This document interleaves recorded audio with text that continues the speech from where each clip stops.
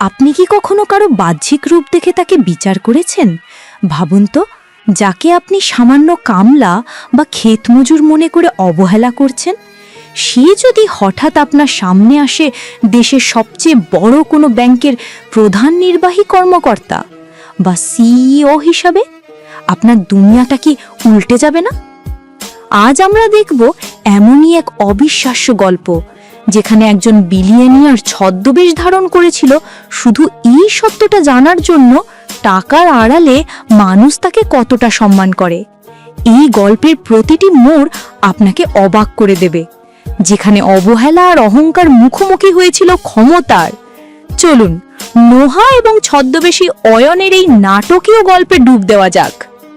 আমাদের গল্পের নায়ক অয়ন, যিনি হলেন ব্যাংক অফ আমেরিকার একমাত্র মালিক এবং সিইও। এত বিশাল ক্ষমতার মালিক হওয়া সত্ত্বেও অয়ন নিজের অফিসে বা বিলাসবহুল জীবনে থাকতে পছন্দ করেন না। তিনি বরং নিজের ফার্ম হাউসের জমিতে কৃষকের বেশে কাজ করেন। তিনি মনে করেন তার বাবা একজন কৃষক ছিলেন, তাই এই মাটির সাথে যুক্ত থাকতে তার ভালো লাগে।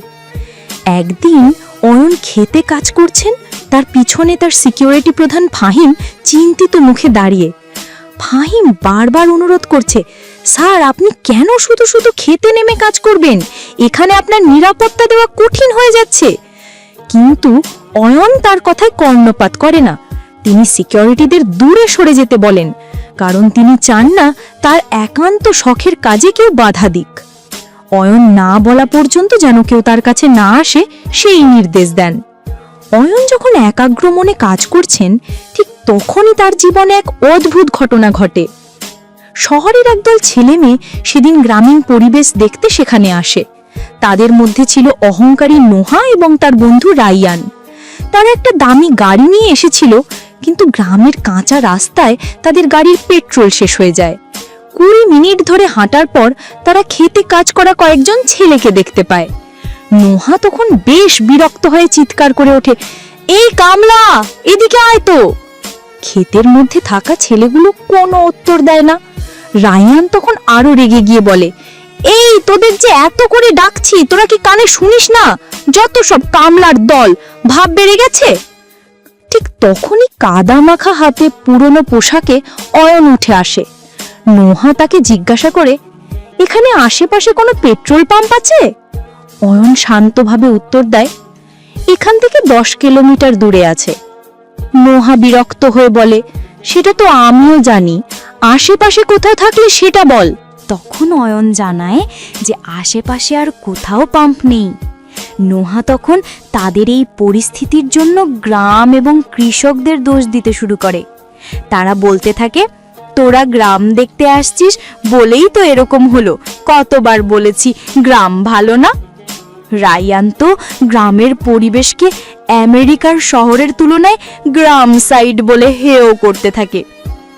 তখন যখন তারা বোঝে যে গাড়ি ঠেলে নিয়ে যাওয়া তাদের পক্ষে সম্ভব নয়, তখন নোহা তাদের অপমান করার আরও একটি সুযোগ খুঁজে নেয়। নোহা অয়নকে আর তার বন্ধুকে গাড়ি ঠেলে পেট্রোল পাম্প পর্যন্ত নিয়ে যেতে বলে এবং এর বিনিময়ে সে $20 দেবে বলে প্রস্তাব দেয়। সে দাম্ভিকতার সাথে বলে, তোরা সারাদিন খেতে কাজ করেও যে ডলার পাবি না, তার চেয়ে বেশি দিব আমি। অয়নী অপমান সহ্য করে, কিন্তু তার চোখে ছিল এক ধরনের স্থিরতা। তিনি শান্তভাবে বলেন, দেখুন, আমি পারবো না। নোহা তখন তাকে জোর করতে শুরু করে। অয়ন নিরুপায় হয়ে তার পাশে থাকা সিকিউরিটি প্রধান ফাহিমকে, ছদ্মবেশে অয়নের বন্ধু ছিল সে, কানে কানে কিছু বলে এবং ফাহিমকে মোবাইল বের করে কাউকে কল করতে নির্দেশ দেয়। 5 মিনিটও কাটলো না, এর মধ্যেই ফাহিম একটা বোতলে করে 2 লিটার পেট্রোল নিয়ে ফিরে আসে। অয়ন তখন নোহাকে পেট্রোল এগিয়ে দিয়ে বলেন, নেন পেট্রোল, আশা করি এই তেল দিয়ে 40 কিলোমিটার চালাতে পারবেন, আর সাথে শহরে ফিরে পেট্রোল নিতে পারবেন। নোহা অবাক হয়ে জিজ্ঞেস করে, তুই না বলেছিলিস আশেপাশে কোনো পেট্রোল নেই, তাহলে এটা আসলো কোথা থেকে? অয়ন তখন কঠোর বলায় তাদের উদ্দেশ্যে বলেন, তা জানি না, আপনাদের কোনো কাজ নেই, এখন তাড়াতাড়ি করে বিদায় হন তো এখান থেকে। অয়নের এই সরাসরি কথা বলার ধরন নোহার অহংকারে আঘাত লাগে, কিন্তু তাদের আর কিছু করার ছিল না। এই অপমান নোহার মনে গেঁথে যায়। এরপর ঘটনার মোড় ঘুরে যায়। কিছুদিন পর নোহা আর রায়ান শহরের একটি বিখ্যাত ব্যাংকে আসে। রায়ান এখানে ইন্টারভিউ দিতে এসেছিল। ইন্টারভিউয়ের মাঝখানে নোহা হঠাৎ একটি দামি গাড়ি দেখতে পায়, আর সেই গাড়ির নম্বরটি তার খুব চেনা মনে হয়।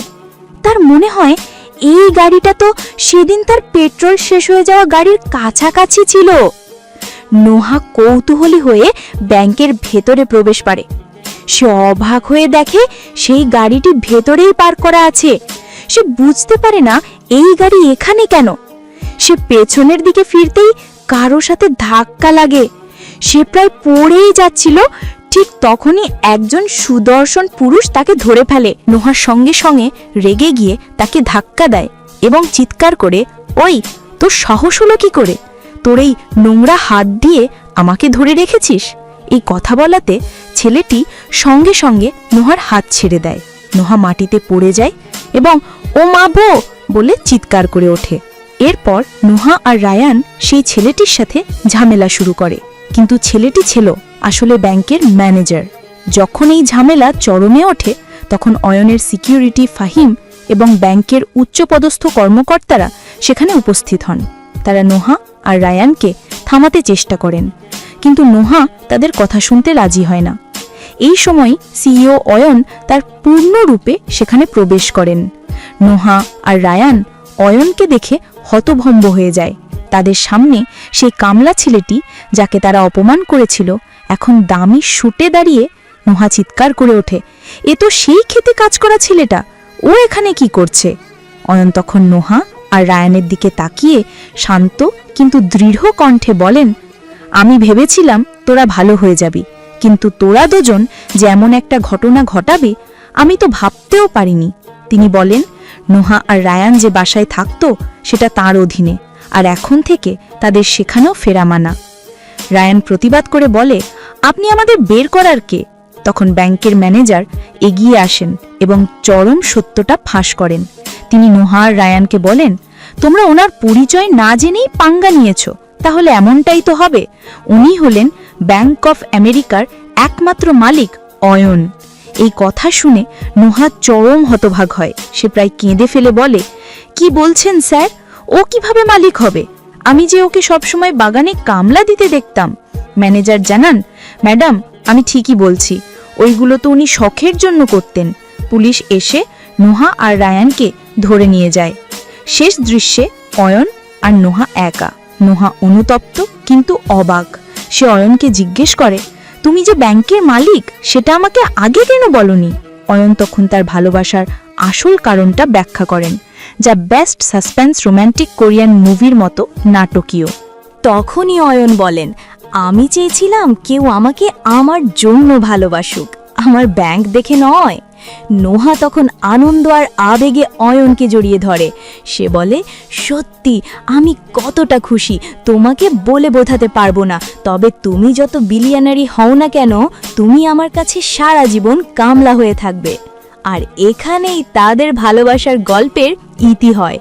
এই গল্প আমাদের শেখায় যে কাউকে বিচার করার আগে তার ভেতরের মানুষটিকে জানা উচিত, আর ভালোবাসা সব সময় ছদ্মবেশ ভেদ করে আসল সত্যকে খুঁজে বের করে নেয়। বন্ধুরা, এই ছিল আমাদের আজকের অবিশ্বাস্য গল্পের সমাপ্তি। ছদ্মবেশী অয়ন আর অহংকারী নোহায়ের এই সফর প্রমাণ করে দিল যে জীবন কখন কোন মোড় নেবে তা কেউ বলতে পারে না। ক্ষমতার অহংকার আর সরলতার মধ্যকার এই দ্বন্দ্ব আপনার কেমন লাগলো? গল্পটি যদি আপনাদের ভালো লেগে থাকে, যদি এই নাটকীয় মোড়গুলো আপনার মনে দাগ কেটে থাকে, তাহলে আমাদের চ্যানেলটিকে এখনই সাবস্ক্রাইব করুন। আর এই ধরনের আরও দারুণ রোম্যান্টিক ড্রামা এবং শিক্ষণীয় গল্প দেখতে এই ভিডিওতে একটি লাইক দিতে ভুলবেন না। আপনার একটি লাইক আমাদের পরের কন্টেন্ট তৈরি করতে অনেক অনুপ্রেরণা দেয়। দেখা হচ্ছে অন্য কোনো নতুন ইন্টারেস্টিং গল্পে। সে পর্যন্ত সবাই ভালো থাকবেন এবং আমাদের সাথেই থাকবেন। আপনার চ্যানেলের নামের সাথে যুক্ত থাকুন।